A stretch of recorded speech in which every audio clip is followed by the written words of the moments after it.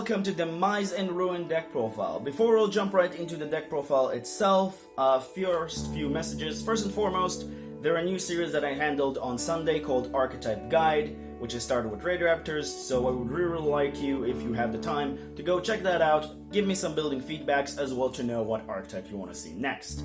Secondly, there's this list of deck profiles that I'm working on. Not really sure which one to do next, so let me know in the comments down below, as for the question of the video, which one of those you want me to handle up. Lastly, friendly yugitubers in the cards and the description down below, as usual, and you can go support me on the second channel that I'm in, or my friends as well, in the Coalition of Scrubs. And as I always remind you, a subscriber a day keep the depression going away. So if you want to help me, grow and just make me want to make more videos and improve my quality, that's a really good way to do that. And also getting videos from me immediately. And you're also getting closer to the 2,000 bigger giveaway special that will happen at the end of the year, if you will get to 2,000 before the end of the year. And another thing, we're actually earning enough money to might actually do, until we get into Duelist Armageddon or the Negatin, a giveaway for that. So do keep that in mind, and I might recommend you to stay around for that one. But without further ado, let's jump right into the table, shall we? As for the deck itself, before we begin, there will be an extra deck I will show it at the end, just a bunch of cards.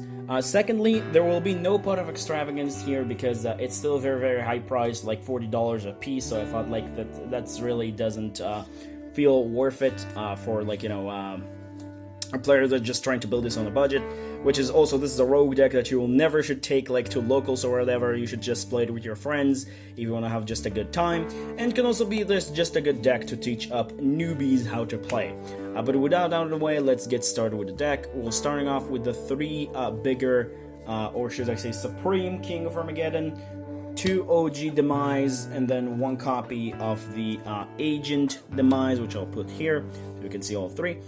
Anyway, let's explain. So first off, Agent Demise is pretty much when you ritual summon it, it's pop a card on the field, and if you send it to the graveyard, which also you don't have to use it for ritual summon, just says send to the graveyard, you get to pretty much target another ritual monster you have on the field and just make it not unaffected, but your opponent cannot activate cards in response to it activation, which is really, really good.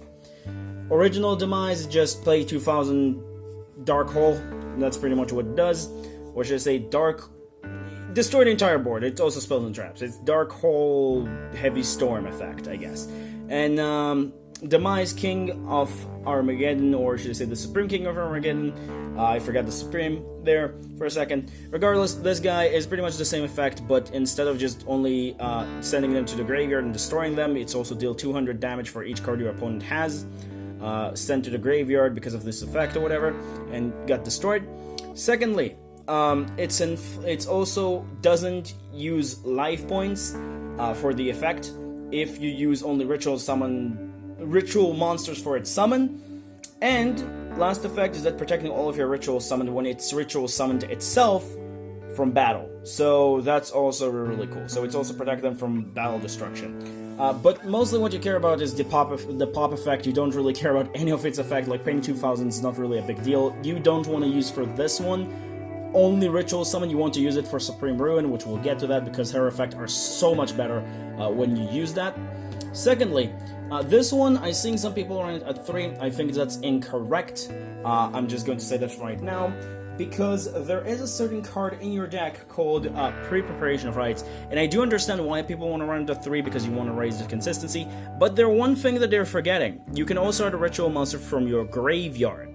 A big deal on that one. Also, sorry for the glare, but like a big deal on that one, because a lot of people forget about that you can also add from your graveyard, which is that's why also in my Vendra deck I only run 2 Slayer, because they're really not a point to run an additional break. Now it's depending of course on the deck, but in this particular deck, like having an additional Demise just will be an additional break. This one is very, very important. This one is not so much, but this one is. This is very, very important. The additional burn damage just make it so good, and it's also like bigger by 400 attack, 600 attack than the original, which is very, very important. God, I'm confusing myself with numbers. Anyway, next up for the Ruin lineup, 3 copies of Supreme Ruin, 1 copy of Cyber Angel Benten, which is the so-called honorary ruin. Unfortunately, the rest of the ruins are kind of terrible, but This one is actually absolutely amazing for the deck itself in terms of like the OTK. What it does is that it's protecting your monsters from destruction by card effect, so yeah, like your ritual monsters, so even if you use the effect and this is on the field, it's protected, or should I say it will not be destroyed, so that's really cool. Secondly, it's also what it called, I forgot. It can attack twice if you use only ritual summon monsters for its summon. And lastly, it's inflict damage to your opponent equal to the monster original attack when destroyed by battle, which is also really nice.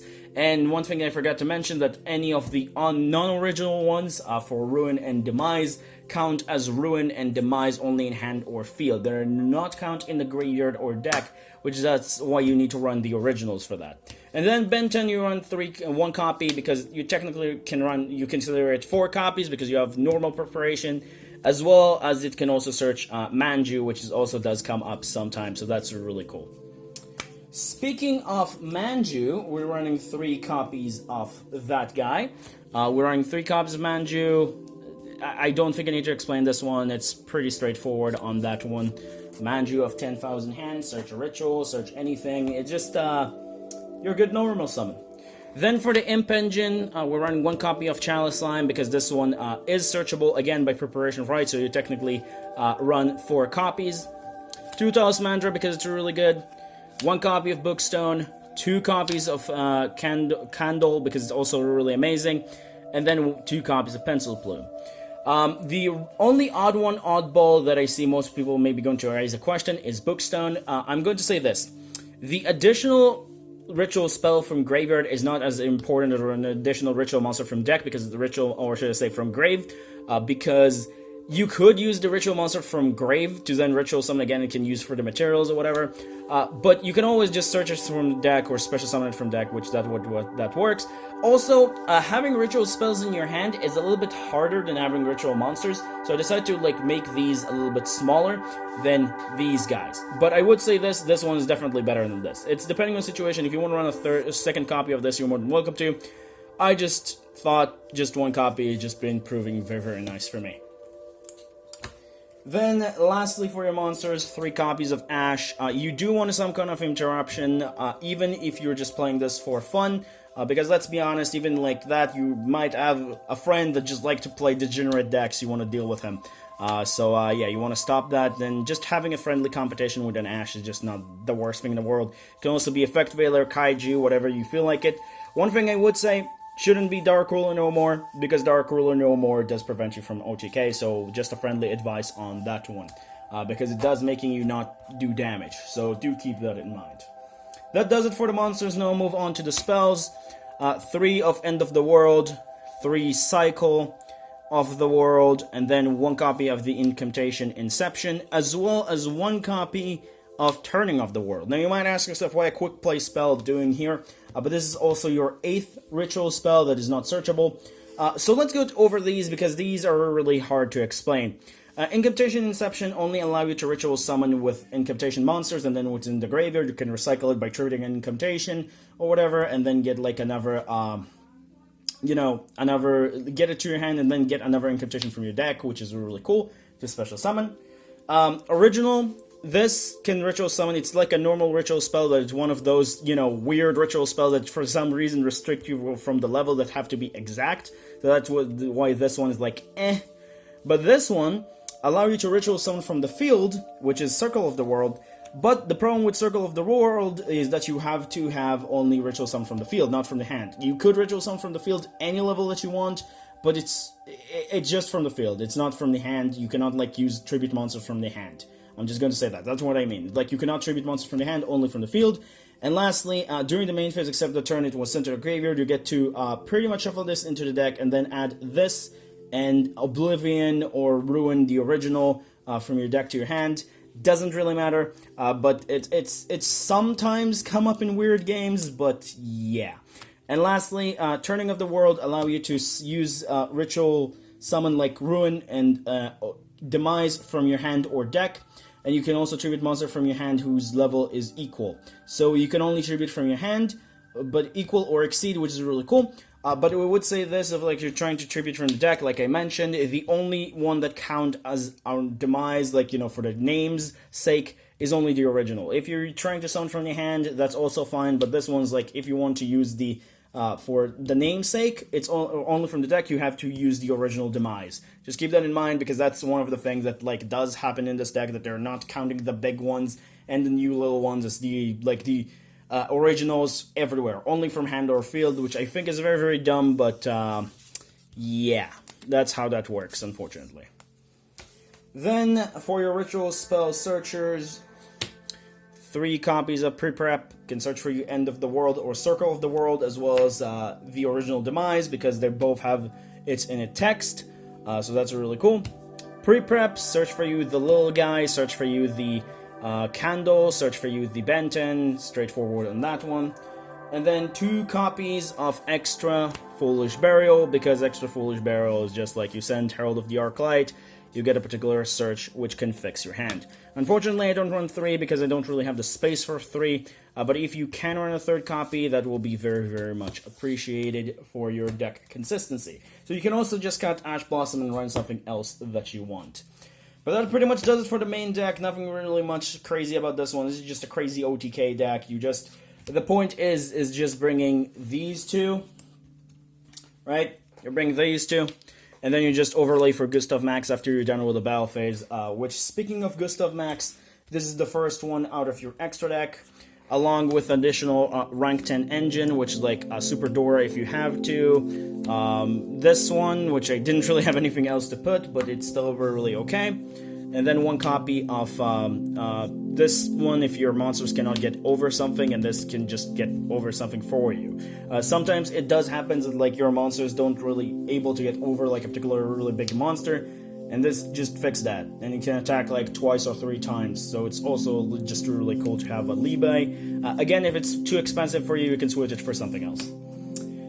Then we'll continue with the XCs, 2 level 4s, because that does happen. Sometimes you search the mini Demise, and then also have Manju, and then you just overlay. Abyss Dweller is just good for going first if you are forced to, what are called Dugaris is just really good for OTKs and generally just draw on everything. Also, sorry for different sleeves, if I didn't mention that. It's because these from other extra decks, and I didn't really feel like taking for this deck cards from the extra deck is just really necessary, so I have different sleeves for these ones. That's it for the XCs. Links, we have 1 Cross Sheep, 1 Beat Cop, because I didn't really have anything else to put, but whatever. 1 copy of Pentastag, 1 copy of Phoenix, 1 copy of Unicorn, 1 copy of Crusadia Evermax, 1 copy of Borreload Dragon. Also, I don't know why my camera has decided to like focus weirdly, but I'm hoping it doesn't really just ruin the experience. Anyway, these 2 are self-explanatory. This is also really good. Beat Cop is okay, and Pentastag is actually really nice if you need the piercing damage. These 2 are just if you want to. It's mostly like your extra deck. If you run Extravagance, obviously you're just going to also run 3 of this and 3 of this. But like, because I don't have Extravagance, and I'm pretty sure a lot of you don't really have Extravagance, I just decided to essentially like have like a very, very varied colored extra deck. And like I said, these 2, because these are your Extra Foolish Burial targets. But that pretty much does it for the deck. Nothing really much to say about this one. There will be no side section, just like I mentioned before, because there really no reason to. This is not a deck that you are going to take for locals or everything like Tengyis or Dragoonides that can actually play. This is a deck that is just pure stupid brain damage. That's what it does. It's fun, it's cool, but it's mostly a deck that you're going to play with your friend, one-on-one for, like, you know, just fun times when you're playing. He playing, like, the fun control deck that is not really good, and you're playing the fun OTK deck that is also not really good. But still really fun to play with that one. Regardless, I'm hoping in the future that we'll get more support, but until next time, that's pretty much it. See you next time. Remember, creativity is the key in this game. Have a good day, and stay safe. See you all next time, and let's see if you can keep up with my challenge. Bye-bye.